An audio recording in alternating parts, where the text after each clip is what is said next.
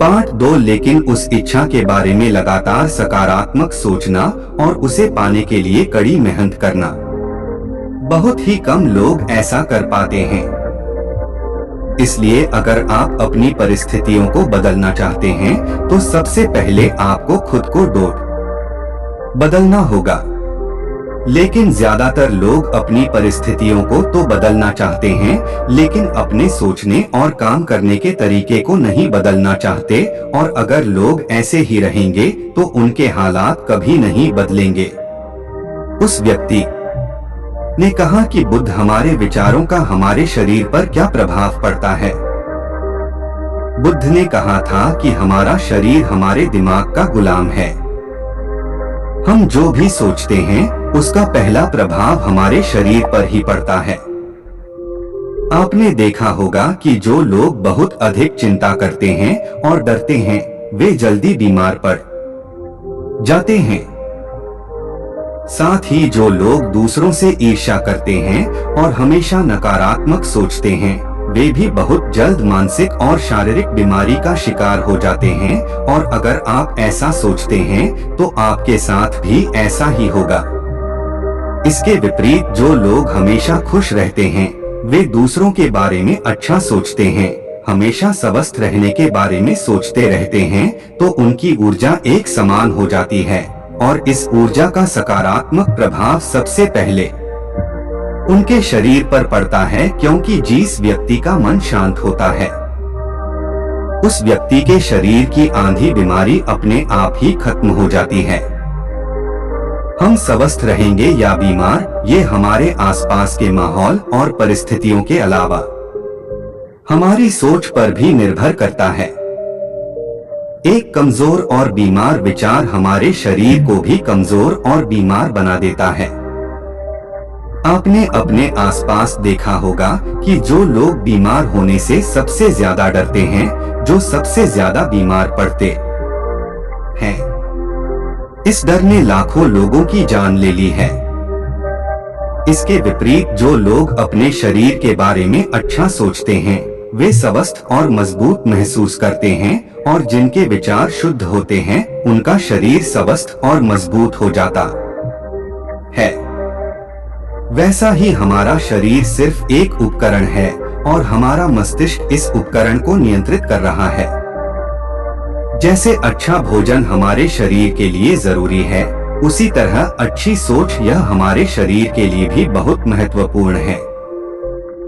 जैसे ही आपके विचार शुद्ध हो जाएंगे, इसका सबसे पहला असर आपके शरीर पर दिखाई देगा। एक शुद्ध और सकारात्मक दिमाग आपको कभी भी खराब खाना खाने नहीं देगा। इसलिए सबसे पहले अपने दिमाग को सुरक्षित रखें। फिर यही दिमाग आपके शरीर को हर बीमारी से बचाएगा। यदि कोई बीमार और कमजोर व्यक्ति अपने शरीर को पूरी तरह से स्वस्थ बनाना चाहता है, तो उसे सबसे पहले अपने शरीर को ठीक करना चाहिए।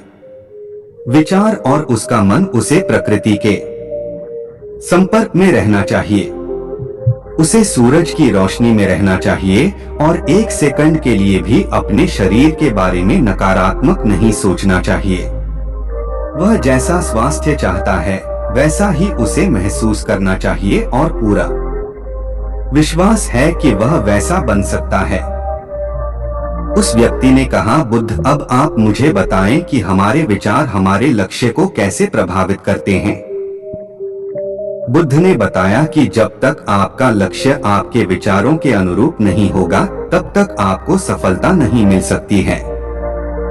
कहने का मतलब यह है कि आप हर दिन एक नई चीज सोच सकते हैं, जो मैं आज चाहता हूं या बनना, कल मैं वह बनना चाहता हूं या बाद में कुछ और। लेकिन जब तक आप अपने लिए कोई लक्ष्य निर्धारित नहीं करते, तब तक आप कोई भी बड़ा काम नहीं कर सकते, क्योंकि नियम यह है कि जो काम हम बार बार करते हैं, उसी काम में हम आश्चर्यजनक सफलता हासिल कर सकते हैं।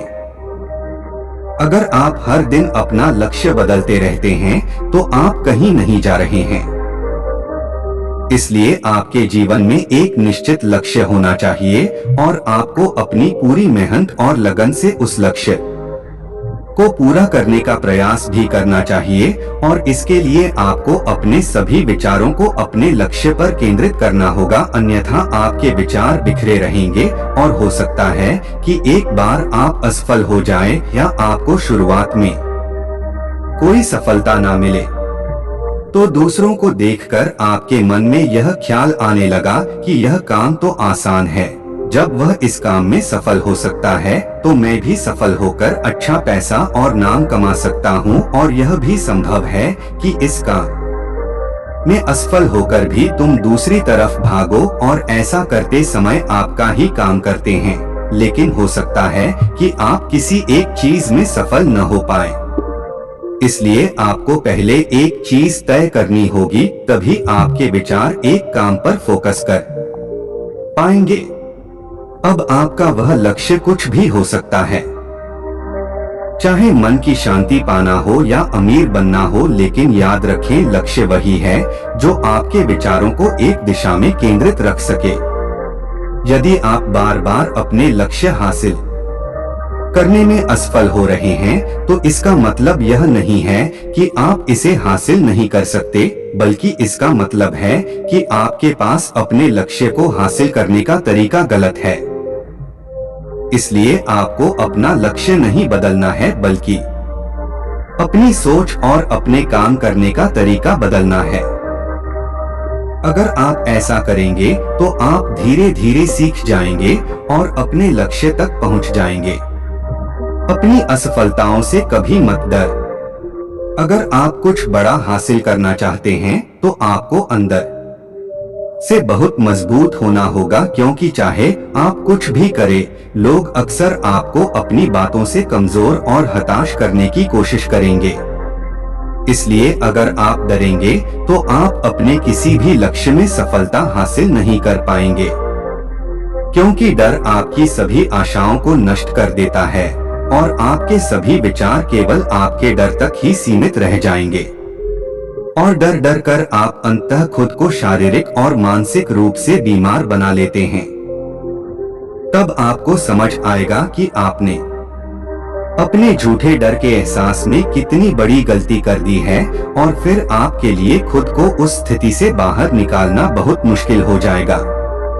इसलिए सबसे पहले एक लक्ष्य बनाएं ताकि आपके विचार उस पर केंद्रित हो सके। उसके बाद अगर आप बार बार असफल होते हैं तो भी घबराएं नहीं, क्योंकि यह लक्ष्य हासिल करने का ही एक हिस्सा है, और पूरा विश्वास रखें कि आप जरूर सफल होंगे और एक दिन तुम भी हो जाओगे। उस व्यक्ति ने कहा, बुद्ध, विचारों और मन की शांति के बीच क्या संबंध है? बुद्ध ने बताया कि मन की शांति एक ऐसा खजाना है जिसे दुनिया के 1% लोग भी हासिल नहीं कर सकते, और जिसने ये खजाना हासिल कर लिया है वह दुनिया के सबसे भाग्यशाली व्यक्ति हैं। वह भीड़ में अलग दिखता है, ये कहना उतना आसान नहीं है। अगला पार्ट देखने के लिए तैयार रहना कल शाम 5 बजे इसी चैनल पर। तब तक के लिए नमस्कार।